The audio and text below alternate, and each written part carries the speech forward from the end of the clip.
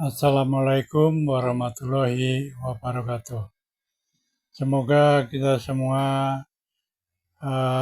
dalam keadaan sehat walafiat, selalu dalam lindungan Allah Subhanahu wa Ta'ala, terhindar daripada doktrin-doktrin sesat, Habib-habib imigran Yaman, dan tetap berpegang teguh kepada dua pedoman hidup, yaitu Al-Quran dan Sunnah. Saudara, fix sudah, resmi sudah, bahwa klan Balawi, imigran Yaman itu, terutama klan Balawinya, itu bukan, sekali lagi ya, bukan dzurriyyah Nabi Muhammad. Mereka cuma ngaku-ngaku doang, tidak ada buktinya.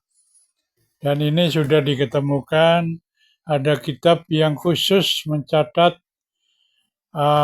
ibaratnya seperti nakobah itu ya, mencatat siapa-siapa yang dzurriyyah Nabi dan siapa yang bukan dari hasil tes DNA. Dan ternyata marga Shihab itu bukan keturunan Nabi Muhammad alias dzurriyyah Nabi, termasuk Rizik Shihab, ya, si Fir'aun Yaman itu getol sekali mengaku-ngaku dzurriyyah Nabi, ternyata bukan sama sekali. Ya, nanti dalam video ini kita akan diperlihatkan kitab yang menjelaskan bahwa sudah banyak dan tidak terbukti sama sekali bahwa mereka itu dzurriyyah Nabi.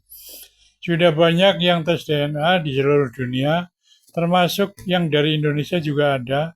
Marga Shihab itu bukan dzurriyyah Nabi, ya. Jadi janganlah kita terlalu menjadi jongos, terlalu percaya. Mereka itu penipu ya, menipu kita ratusan tahun. Makanya kita perhatikan, mereka itu paling takut sekali kalau disuruh tes DNA. Nah, di dalam kitab ini ternyata marga Shihab itu haplogrupnya itu G, ya, plat G, alias Yahudi Ashkenazi. Sebetulnya mereka udah tahu itu, makanya mereka takut disuruh melakukan tes DNA. Mendingan bunuh diri kali ya, daripada suruh tes DNA.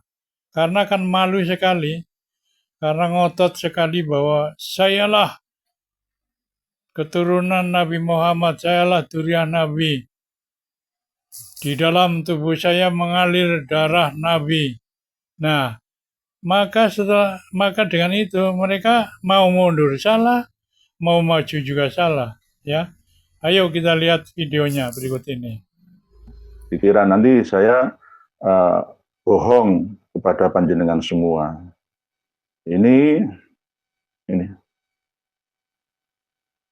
Ini pernah di setting, tidak bisa diakses oleh orang lain, oleh beliau dari Rabitatul Alawiyah, ya. Dan saya bisa membukanya. Ini dari Ahmad Shihab atau Shihab, keluarga Syekh Shihab from Indonesia, hasil tes DNA-nya GM201, tidak J1, tidak J2 atau O atau R atau S atau apa enggak. Jadi jelas. Jadi ini yang ini sebenarnya rahasia, tetapi karena penting untuk diketahui oleh semua bahwa sudah ada marga Shihab yang ada di Indonesia yang melakukan tes DNA. Hasilnya jelas sama seperti marga-marga yang ada di seluruh dunia yang sudah tes DNA. Hasilnya dari klan, bukan Arab, bukan Quraisy, bukan Bani Hashim, bukan Banil Muthalib. Alias siapa? Dengan lebih tahu sendiri. Yang sama seperti kemarin sudah saya sampaikan dari keluarga Al-Hadi. Di antaranya adalah pendiri diskotik Tanamur. diskotik Tanamur Jakarta itu dulu ya tempat mangkalnya DJ yang bernama Fahmi Syihab yang melantunkan lagu Kopi Dangdut gitu ya. Anak asmara yang dulu tambah membara, bila dicinta yang selalu menggema. Nah, itu dari markas Syihab, tapi tulisannya Syahab. Nanti tolong admin ya, kalau bisa dirubah saja sesuai dengan ejaan bahasa Indonesia terkini. Menggunakan huruf SY sebenarnya harusnya ya. Nggak boleh SH. SH itu namanya so namanya. Lalu Habib Muhammad Rizik Sohab lah, nggak ada SY.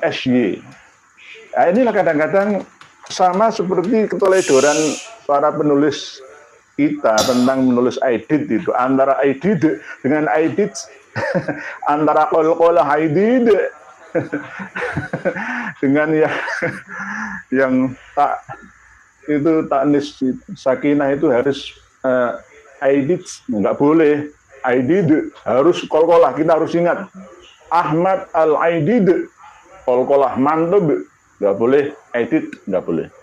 Sama seperti nanti dirubah-rubah menjadi Sohab, Fahmi Syihab atau Syahab. Nah, antara Sy dan Syah ini kan ya tergantung. Sama dengan Ali Kholik Kisam yang asli, tapi kadang-kadang diucapkan Ali Kholik Kosan. Sama seperti ini. Jadi Fahmi Syihab Indonesia lah ya, bukan yang Fahmi Syihab Malaysia, bukan. Fahmi Syihab lantun lagu Kopi Dangdut yang tahun 2008 yang lalu itu pernah ya dimasukkan penjara oleh pemkap Pemda Sumatera Selatan ya, Palembang, gara-gara mangkir ya, karena salah perjanjian ya, 2008 yang lalu. Jadi marga Syihab yang ada di Indonesia itu beda-beda jalurnya. Kalau Habib Muhammad Rizik Syihab itu berasal dari ayahnya Husein Syihab dari Palembang. Dari Palembang. Kalau keluarga Syihab, Prof. Quraish Syihab, Alwi Syihab, Najwa Syihab itu dari Syihab Makassar, Sulawesi Selatan. Beda. Lah Ustadz kok tahu loh, ya saya punya bukunya semua. Oleh sebab itu nanti akan kami tampilkan kitab Khidmatul Ashirah. Kitab Khidmatul Ashirah ini yang merangkum nama-nama klan dari Ba'alawi semuanya. Ulama kiai-kiai kita harus punya. Kalau nggak punya minta ke saya kasih PDF-nya. Khidmatul Ashirah. Ini penjelasan ringkasan dari Syamsul Dhairah. Ini pegangan utama dari Rabithah Alawiyah. Harus punya. Jadi dari Palembang. Jadi mohon maaf nggih, ini nanti kita bukan mentelanjangi, tapi mempelajari, mengetahui tentang kesucian Duriyah Nabi supaya tidak dikotori oleh orang-orang genah ini. Ini yang kami jadikan sebagai minat, moto dan semboyan kami untuk menyampaikan ini. Bukan ngurusi nasab orang lain, bukan. Untuk apa ngurusi nasab orang lain, urusan nasab, enggak. Yang menjadi ya kewajiban atau fardu kifayah bagi kami ini adalah meluruskan. Karena apa? Berhubungan dengan nabi saya, nabi kami gitu loh. Kalau berhubungan dengan selain nabi kami yang suci, yang mulia ini, ya saya nggak ngurusin untuk apa ngurusin nasab orang lain. Karena berhubungan dengan nabi kami, nabi seluruh umat Islam di dunia. Bahkan tidak hanya nabinya umat Islam, nabinya seluruh umat manusia yang beriman dan bertakwa dari segala penjuru macam agama, suku, ras, dan bangsa. Jadi wajib untuk kifayah, harus saya luruskan. Mohon maaf. Dan jangan sampai nanti kami dinilai rasis, enggak. Mengatakan, saudaranya saya itu ada yang berasal dari suku Madura. Maksud itu rasis kan? Ya enggak. Saya asli Jawa, istri saya Madura, keponakan saya Bayak, kan sama. Misalkan, oh ini Kang Mas KLT Fakih Wiradiningrat itu suku Jawa Mataraman. Nah, misalkan saya mengatakan seperti itu masuk rasis kan? Ya enggak. Identitas orang per orang disampaikan dengan sesuai datanya, itu enggak apa-apa. Ya misalkan saya mengatakan Prof. Quraish Shihab itu dari marga Ba'alawi, Hadrami. Dulunya adalah leluhurnya itu berasal dari Makassar, hijrahan dari ya Palembang, ya Sulawesi, dari Aceh, ya Malaka, ya dari Hadramaut sana. Kan masa ini termasuk bagian daripada rasis kan? Ya tidak. Meluruskan, menempatkan sesuatu pada tempatnya. Itu namanya adil, bukan dolim. Kalau dolim itu wadu syai'in ila ghairi mahalli, selain pada tempatnya. Ini pada tempatnya. Jadi marga Shihab bukan Sahab, bukan pakai SH. SH itu huruf Arabnya short. Tapi kalau SY itu huruf Arabnya shin, bukan short. Jadi Shihab. Ahmad Shihabuddin atau Ahmad Syahabuddin. Tolong nanti diingat-ingat terus nih, sambil belajar nulis bahasa Indonesia. Habib Muhammad Rizik Shihab. Najwa Shihab itu anaknya Habib Muhammad Rizik Shihab. Bukan Najwa Shihab anaknya Prof. Quraish Shihab. Ada lagi, beda-beda. Jadi wajahnya juga beda-beda karena asal-usul leluhurnya juga beda, cuma satu klan yang sama. Yang Prof. Quraish Shihab berasal dari Shihab Makassar, kalau Habib Rizik Shihab berasal dari Shihab Palembang. Nah, ini harus dipahami oleh semuanya. Dan telah kami sampaikan dalam tema beberapa jam yang lalu, apakah kami akan membongkar hasil tes DNA-nya Najwa Shihab? Bukan itu. Ada hasil tes DNA dari Ahmad Shihab dari Indonesia. Dari DNA yang lengkap ya, ratusan ribu tahun cara melacaknya. Hasilnya jelas. Hasilnya sudah sesuai ya. Sesuai dengan perkiraan. Yakni mereka adalah bukan berasal dari Arab, bukan berasal dari Bani Hashim, Banil Muthalib, ya, tapi berasal dari ras yang lain.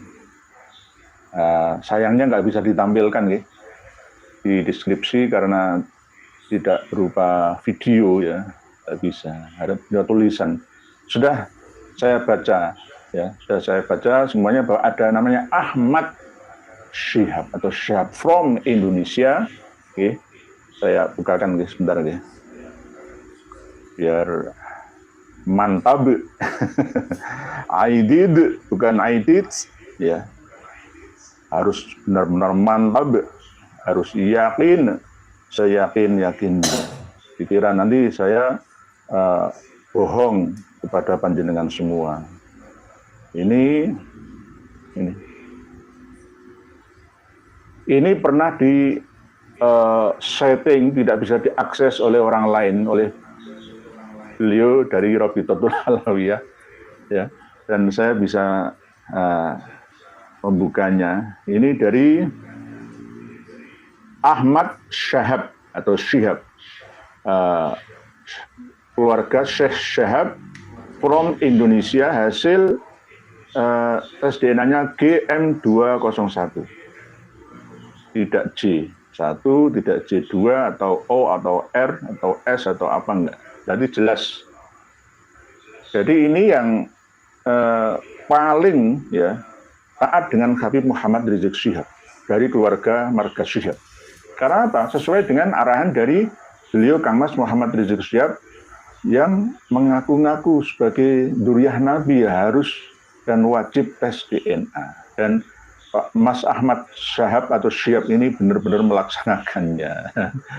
Jadi gitu Kang Mas Muhammad Rizik Shihab. Jadi jangan marah-marah, jangan nantang-nantang dengan menepuk dada, menantang orang semua ditantang. Masalah apa? Kalau masalah KM 50, santri 6 panjenengan saya nggak ikut. Ya, sudah saya terangkan pada waktu pertemuan kami yang lalu bahwa kami menyalahkan semuanya. Pembunuh santri 6 panjenengan salah dan akan menerima karmanya. Begitu juga panjenengan akan turut serta menerima karmanya jika tidak taubat sejak sekarang. Karena nanti panjenengan akan mengulang kembali korban yang lain dengan lisan yang tidak dikontrol, ya, mengkompori orang-orang. Seperti apa yang dilakukan oleh Habib Ahmad Al-Aidid bin Habib Abdullah Al-Aidid, Bangka Belitung, dari Habib Ismail ya, Al-Aidid juga. Jadi ini yang harus panjenengan ingat bersama. Nanti kalau jenengan tidak merenung ya, memperbaiki diri, akan saya bongkar semua. Bahwa Bin Syihab atau Syihabuddin, Al-Syihab, semua yang ada di Indonesia ini adalah bukan dzurriyyah Nabi kita Muhammad SAW. Mohon maaf. Sekarang kita akan membuktikannya. Para pemirsa dan pendengar sekalian bisa membuka nanti di Google searching untuk mencari silsilah nasab Habib Muhammad Rizik Syihab. Ini sudah beredar di mana-mana. Jangan salahkan saya. Mari kita koreksi bersama. Kita koreksi, beliau Habib Muhammad Rizik Syihab ini adalah dzurriyyah Nabi yang ke-38. Ini tidak masuk akal. 1430 tahun sejak Rasulullah SAW sampai sekarang kok baru 38 generasi, itu tidak masuk akal. Oke lah kalau memang dimasukkan akal ya, tapi tetap dipaksakan, terpaksa. Tapi jika masuk dalam ranah ilmiah ini tidak bisa dikategorikan sebagai kajian ilmiah, tapi hanya berdasarkan prasangka atau zon saja. Ketika Sayyidah Fatimah wafat tahun 11 Hijriah, ya, umurnya cuma 28 tahun. Sayyidah Fatimah Az-Zahra itu diperistri oleh Sayyidina Ali karamallahu wajhah, wafat tahun 40 Hijriah, umur 62 tahun. Melahirkan anak yang bernama Husain. Husain ini lahir pada 4 Hijriah tahunnya, wafatnya tahun 64 Hijriah, umurnya cuma 64 tahun. Ali Zainal Abidin, terus sampai Muhammad Al-Baqir, ini generasi yang keempat, kalau dari Rasulullah generasi yang kelima. Itu masih normal. Dalam satu abad, ada 5 generasi. Anak, cucu,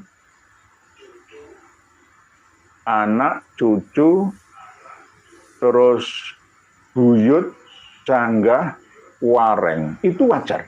Dalam satu abad 100 tahun. Coba jenengan ingatlah. 45 merdeka bangsa Indonesia, 1945. Sampai sekarang belum ada satu abad. Ketika mbah kita lahirnya tahun 1945, jenengan cek sekarang. Anaknya, ya kan, punya anak, punya cucu, punya buyut. Kakak saya yang paling barep itu umurnya 61 tahun meninggal dunia. Satu, ya. Kakak saya sudah memiliki anak, ya, umur 40 tahun. 40 tahun. 2. Anaknya kakak saya memiliki anak sendiri yang berumur 14 tahun. 3 generasi kan. Ditambah kakak saya berarti 4. Ditambah bapak saya berarti 5. Dalam jangka waktu 100 tahun ini menurunkan 5 generasi. Ini sesuai dengan hitungan dari Fatimah, Husain, Ali Zainal Abidin, Muhammad Al-Baqir. Normal. Karena Muhammad Al-Baqir lahir tahun 59 Hijriah, wafat tahun 114 Hijriah. Umurnya cuma 55 tahun. Orang-orang zaman dulu itu umurnya tidak terlalu panjang. Karena peperangan. Dulu itu orang harus saling menundukkan satu sama lain. Siapa yang kuat akan menerkam yang lemah. Hukum rimba. Terus sampai ke Ja'far Shadiq, Ali Al-Uraidi, Muhammad An-Naqib, Isa Ar-Rumi, Ahmad Al-Muhajir, ini mulai ada keteledoran. Entah itu sengaja dari Rabithah Alawiyah atau dari pihak Habib Muhammad Rizik Syihab sendiri. Yakni ketika sampai pada Imam Ahmad Al-Muhajir, itu lahirnya tahun 260 Hijriah disebutkan di silsilah nasabnya Habib Muhammad Rizik Syihab. 260 Hijriah itu tidak sesuai dengan sejarah dan kitab nasab yang ada. Karena masih simpang siur kebenarannya. Ada yang mengatakan 241 Hijriah lahirnya Imam Ahmad Al-Aba An-Nafat, atau yang terkenal menurut mereka atau Mbak Alawi itu dengan nama Ahmad Al-Muhajir, 241 Hijriah lahirnya. Ada sebagian yang mengatakan 260 Hijriah. Ada lagi dalam kitab Al-Imamul Muhajir itu 273 Hijriah. Di dalam kitab Al-Imam Al-Muhajir yang dikarang oleh Muhammad bin Abdullah bin Nuh, ya, itu 273, tapi lebih condong ke 260-an. Ada yang mengatakan lagi 279 Hijriah. Menurut cerita dari kalangan internal Syiah yang ada di Irak itu bahkan justru 210-an Hijriah. Jadi ada 5-6 versi tahun lahirnya Imam Ahmad Al-Aba An-Nafat atau yang terkenal dengan nama Al-Muhajir itu. Mana yang benar? Mana yang benar? Padahal di tahun 235 Hijriah Imam Ahmad itu pernah berjumpa dengan imam yang ke-10 dari Imamiyah Itsna Asyriyah, Syiah Imamiyah Itsna Asyriyah, yakni yang bernama Imam Ali Al-Hadi di desa Surya, Madinah. Itu tahun 235 Hijriah. Berarti umurnya sudah antara 25-an tahun. Berarti lahirnya ya antara 210 Hijriah. Lah, berarti Imam Ahmad yang ada di dalam At-Tusi, ya, versi Syi'i Imami itu tidak sama seperti Imam Ahmad versi Sunni Syafi'i yang diakui oleh Ba'alawi. Nah, di sini disebutkan 260. Wafatnya kompak 345 Hijriah, umurnya 83 tahun. Oke. Sekarang ke Ubaidillah. Nah, ini kan leluhurnya Habib Muhammad Rizik Syihab. Kita kupas bersama. Nanti kalau macam-macam ya jatuh semua.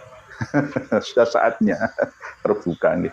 Ubaidillah di sini disebutkan lahir tahun 320 Hijriah.